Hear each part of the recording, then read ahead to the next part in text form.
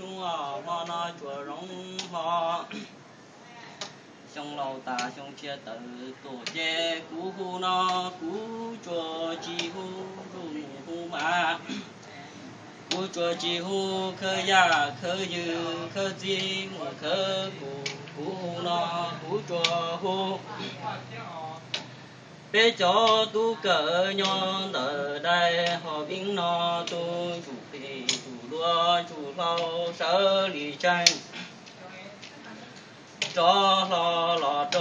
hổ vả chê sơ lì tranh lo cho hổ chê chỉ tu xe mù đồ trong tự nói là bé nó sẽ bé trâu nhá trâu mà hai bên thế này vinh cho li bé thì li có tù cứ ra khăm đi lo hụp li nó nói là vấn thi nên có bé lú có ý lì trong áp phạt có bé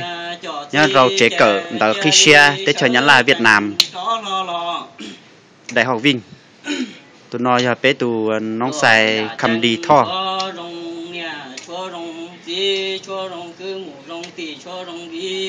nói là nó ta tạo hụp li nhớ trò thổi sân gió trò bé là chế bé cho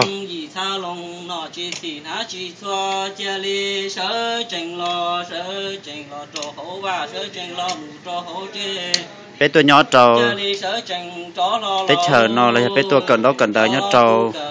bé chờ nó xuất xuôi xong bé cu mua cần chất tăng là trà bé lu chế bé cho xử lý po cho nó giờ cho po tàu và chia giờ tàu chè xuất xong ý xong phun chỉ bé những ý xong nhưng bé những nó bé cho xuất xong li cho nó nó nhớ trò tới chờ lầu thế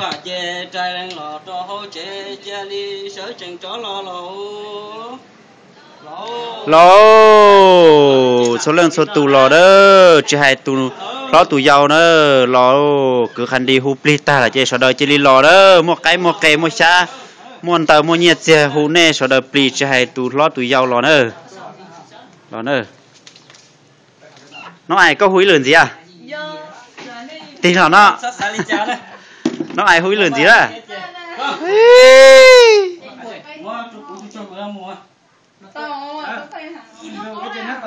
tua cái là công ai nè nè ai nè tua cái chứ vỏ sẽ xé cho khăn đi là cái húi lườn gì mà đi mua có một chia thâu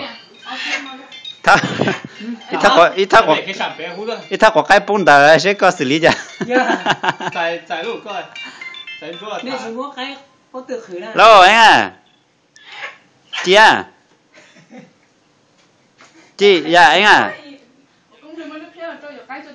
có gì đây anh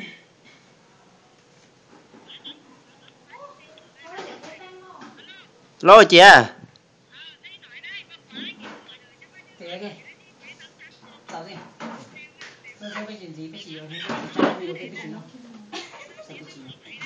lúa máy thì thêm máy nữa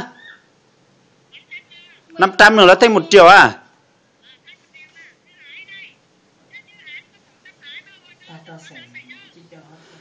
nói cho anh rồi mà thời gian thì thời gian về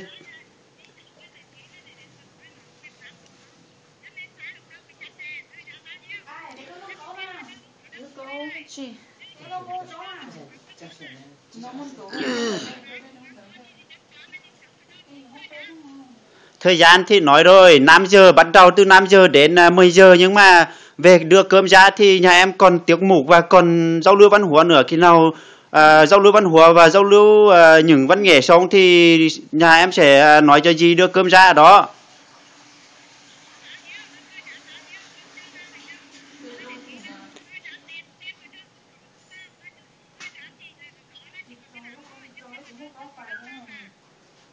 Tiền hội trường à? 3 giờ thì nhà em đưa ra nhá, thế nhá, nó tiêu trường này.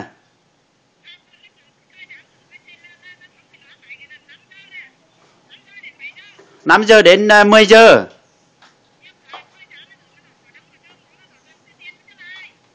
Thế thì dì cho mấy giờ đến mấy giờ đó?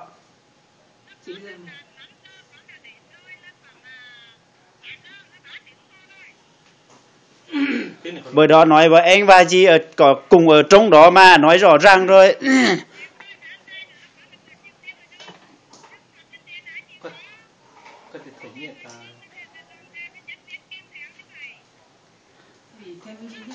Để nhà để bây giờ thì gì có ở khách sạn đó không? Thế thì con sang đây nói nhá, nói thế thì không hiểu nhau đâu, nhớ nhá. Bỏ phèn. Ta chỉ nói là mỗi chiều đó bé chỉ một thời mong lại thế này chứ, là bỏ lù đấy. Nữa hai tiền này nó chỉ mua lúc khách sạn từ giờ bố bé lên giờ chỉ mong thời cổ mong. Chỉ trả nó mù ra nên chỉ cả chỉ bé chủ lên, chỉ uống nó thôi mà. Giờ nữa hay là bé sau lúc chết thế nữa trả nó mà. Cho cả nhà nhá làm mà phèo nhá là trả nó. Chỉ cả chỉ là nó để bỏ căng tin hổ nó sợ à. Nữ cá thì xin mày sao có bên gì nhé. Ta chỉ nó có bên gì cho nhé nên nó khá làm phong nó theo về thì họ chơi nên nó có chỉ sản gì uy lan. Cho nên hai cho nó khá hỗ trợ bé thì tao mua bé chủ mua cho nhé nên nóอาหารจามเราเราซื้อจิตมอข้าวหัวจงจามเรานะ